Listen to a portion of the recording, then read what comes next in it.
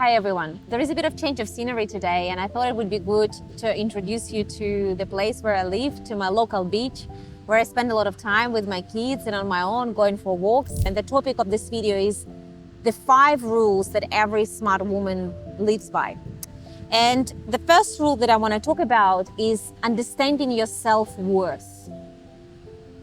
Understanding your self-worth is pretty much knowing your strengths, knowing your limitations, knowing what you deserve in this life, being able to dream big, being able not to seek approval from others, and know that you actually deserve a lot in this life. So it's that kind of self-esteem, but I think it's just even deeper than that.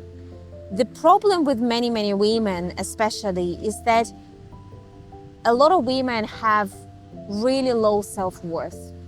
And when we have a really low self-worth, which actually underpins a lot of our decisions that we kind of make in life, a lot of our decisions is actually kind of, I call it small rather than big.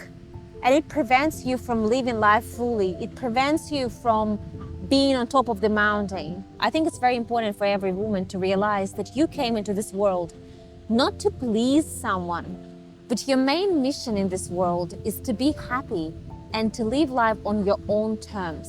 A lot of women have this undermined self-worth and undermined confidence, but it happens probably somewhere along the lines from teenage age and then when we become young adults.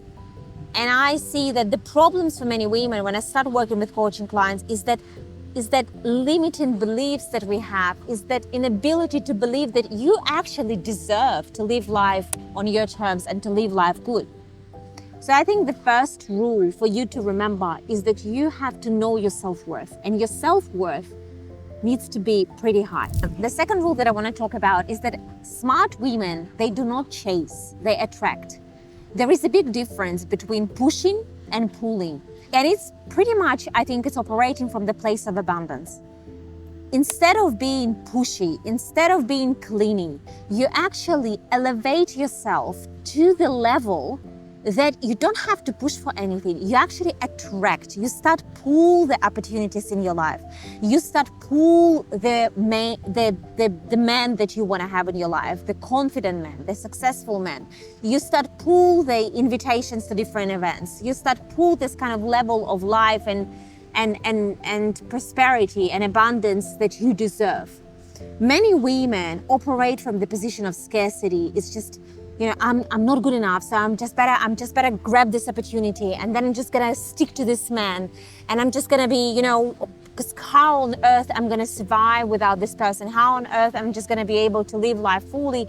So I'd better stay with this man, even if this person doesn't serve you well. And that's the problem. My recommendation is always invest in yourself, elevate yourself so much that all the opportunities will start getting attracted to you rather than you just going and pushing for those. The third rule that I want to talk to you about is that a smart woman is usually a self-sufficient woman, emotionally, mentally, and financially. And I just can't stress enough how important it is for you, my dear women, to be able to go about this life, you know, confidently and without this huge dependence on any person in your life.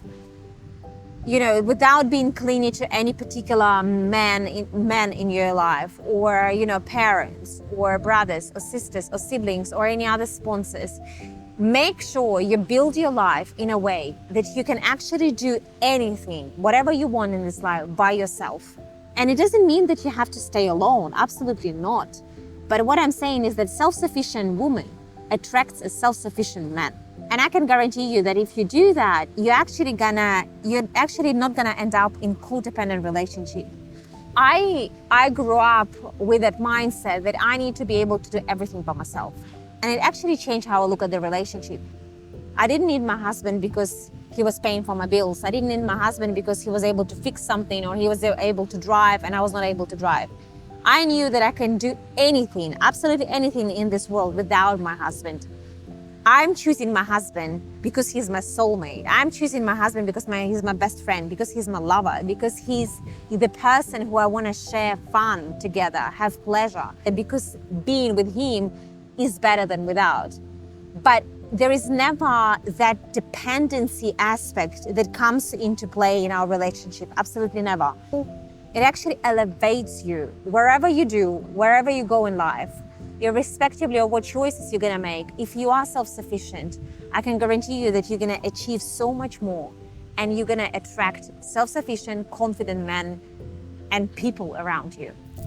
Another important aspect to talk to you about is that a smart woman invests in herself relentlessly. So you can't stop growing. When I meet a woman who kind of achieved a lot in life, and not just in one aspect, because this is important, not just, in career, but just across all aspects of her life. And when I start talking to that woman, I realize that she actually constantly invests in herself, whatever it might be. She invests in her study, in her career, in her body, in getting her body fit, in whatever it might be. She constantly has those plans. What's next? What's the next stage? What's the next goal I wanna chase? What is the next summit that I want to climb? So it's very important for you to never stop growing. Read more, learn more, explore more, and just, elevate yourself constantly. And the last point that I want to talk to you about is that be loud with your actions, not with your words. You don't have to prove anything to anyone. You have to live life knowing that there are only two people in your life that you can't disappoint: your 5-year-old self and your 90-year-old self. Whatever choice you're making, think about, will I regret when I'm 90 years old that I hadn't made the choice? And the same another way around. Will I regret when I'm 90-year-old that I had made the choice? So always think from the perspective of how will this choice impact my future life? And do not try to prove anything to anyone with your words. I want to do this and I want to do that, and try to explain everything to anyone. Just do it. Just do it. You don't need anyone's permission to do that. Just have those intentions within your heart, within your soul, within your mind, and just take action without anyone's permission. And that's the thing. Many women, they just are waiting for someone's permission. Someone's permission to dream big, someone's permission to take that action. You don't need anyone's permission. The only permission you need is yours. And you are more than capable to give yourself that permission. I hope this video will keep you inspired to go and take action and grow and pursue, and just not give up, and just not settle for anything less but outstanding. As always, rooting for you with care, Anna.